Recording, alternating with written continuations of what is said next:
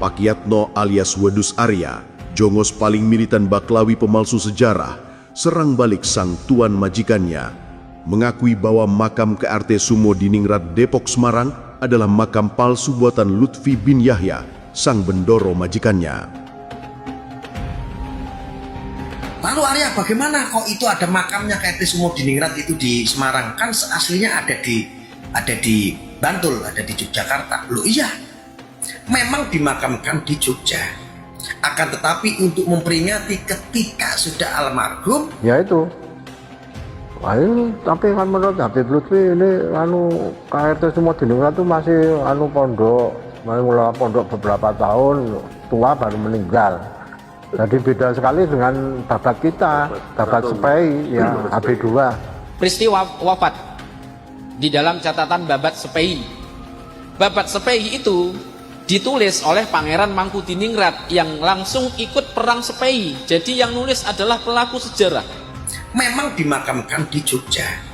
Akan tetapi untuk memperingati ketika sudah almarhum KRT Sumo di Ningrat alias Habib Hasan bin Toha, maka dibuatlah makam sendiri untuk memperingati. Dibikin makom itu di Semarang.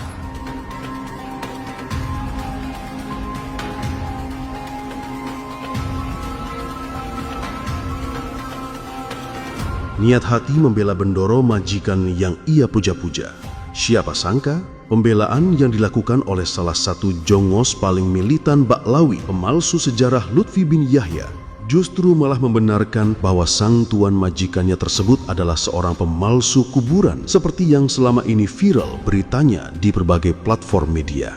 Dan justru malah semakin menampakkan kualitas SDM para jongos Lutfi bin Yahya yang sangat rendah. Sama sekali tidak faham akar masalah yang sedang menimpa tuan majikannya, sehingga membuat kita kaum pribumi Nusantara akhirnya menjadi sadar bahwa para jongos Baklawi pemalsu sejarah Lutfi bin Yahya sejatinya mereka tidak pernah tahu dan tidak pernah peduli tentang segala kejahatan yang dilakukan oleh sang bendoronya. Pembelaan yang dilakukan oleh dedengkot jongos Baklawi pemalsu sejarah Yatno alias Wedus Arya akhirnya membuat kita sadar bahwa yang dilakukan oleh kaum jongos kepada tuan majikan mereka selama ini adalah bagaimana caranya mereka membela dengan membabi buta tanpa peduli kesalahan apa yang diperbuat oleh bendoro majikannya, sehingga sang majikan tersebut dipermasalahkan oleh saudara sesama pribuminya yang tidak terima sejarah di bumi Nusantara diacak-acak oleh Lutfi bin Yahya yang statusnya hanyalah seorang keturunan pendatang di bumi Nusantara. Dan bisa jadi kebanyakan umat Islam bangsa Indonesia, terutama mereka-mereka yang tidak mengikuti perkembangan fakta tentang bagaimana jahatnya Lutfi bin Yahya memalsukan sejarah-sejarah masa lalu Nusantara, mereka juga tidak paham tentang akar masalah yang sebenarnya, sehingga mereka tetap menjadi pengikut setia Baklawi pemalsu sejarah Lutfi bin Yahya dan tetap ngotot menganggap ini semua hanyalah fitnah. Padahal mereka semualah yang sesungguhnya sangat tolol, tidak mau tahu tentang fakta-fakta apa saja yang membuat Lutfi bin Yahya dipermasalahkan oleh kaum pribumi Nusantara. Para muhibin Lutfi bin Yahya, jangankan dari golongan tua yang tidak begitu akrab dengan dunia sosial media, dari golongan muda yang setiap hari akrab dengan sosial media pun, mereka bisa jadi tidak pernah tahu akar masalah yang menimpa majikannya, tidak peduli tentang dosa-dosa Lutfi bin Yahya memalsukan makam dan membelokkan sejarah leluhur kaum pribumi Nusantara. Dan itu terbukti dengan bacaan Yatno alias Wedus Arya yang asal jeplak ketika membela tuan majikannya tentang KRT Sumo di Ningrat, sehingga cerita dia dengan cerita sang bendoro majikannya malah berbeda versi di antara keduanya. Menurut Lutfi bin Yahya, Panglima Perang Kesultanan Jogja KRT Sumo di Ningrat yang katanya adalah orang Yaman kakek moyangnya, ketika perang Sepehi beliau tidak meninggal dalam peperangan dan katanya malah berhasil menyelamatkan Kanjeng Sultan Hamengkubuwono II hingga kemudian diutus oleh Kanjeng Sultan untuk mengatasi kerusuhan di Semarang yang akhirnya menetap sampai tua, meninggal di Semarang dan akhirnya dimakamkan juga di sana. Sementara menurut jongos Wedus Arya ketika membela tuan majikannya, dia malah mengakui bahwa KRT Sumo di Ningrat yang katanya adalah orang Yaman moyangnya Lutfi bin Yahya memang benar makam aslinya ada di Bantul, Yogyakarta. Sedangkan makam yang di Semarang dibangun hanya untuk simbol saja, sehingga majikannya tersebut tidak bisa dikatakan sebagai pemalsu makam dan pemalsu sejarah. Pembelaan super ngawur dari Yatno alias Wedus Arya adalah bukti bahwa kaum Jongos tidak pernah tahu akar masalah sesungguhnya. Yang penting bagi mereka hanyalah membela dan membela, tanpa pernah mau tahu kejahatan apa yang sudah dilakukan oleh sang bendoronya di bumi Nusantara. Inilah kegoblokan orang. Dia nggak mau tabayun, tetapi kerjanya framing. Oke, sedikit saya ceritakan tentang makam KRT Sumodiningrat. Sesungguhnya KRT Sumodiningrat itu memang betul bukan dari keturunan Keraton Ngayogyakarta. Bukan. Aslinya nama beliau adalah Habib Hasan bin Toha. Mungkin dari pihak trust ini atau desa ini mengkonfrontasi ke pihak Balawi untuk mengcross-check ini kok makam itu dipalsui biar kan itu. Ya saya berembuk sama Bu Teddy itu. Itu dipun ceritakan. Jadi Bu Teddy kan diutus Habib Lutfi untuk mengklirkan masalah KRT Sumodiningrat itu. Sudah kami ada dari Kabupaten Sriwandowo, ada Mas Enggar, Mas Kusumanegoro, terus saya gitu. Nah terus ya itu saya matur bahwa ini kalau Kanjeng Sumodiningrat itu cucunya B1. Jadi tidak mungkin ada bin Yahya karena ini silsilahnya itu sudah jelas. Iya dari Balai Pripun itu gimana Pak? Terus ya itu.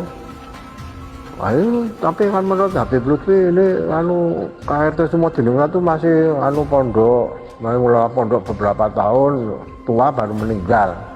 Jadi beda sekali dengan babat kita, babat Sepei ya AB2.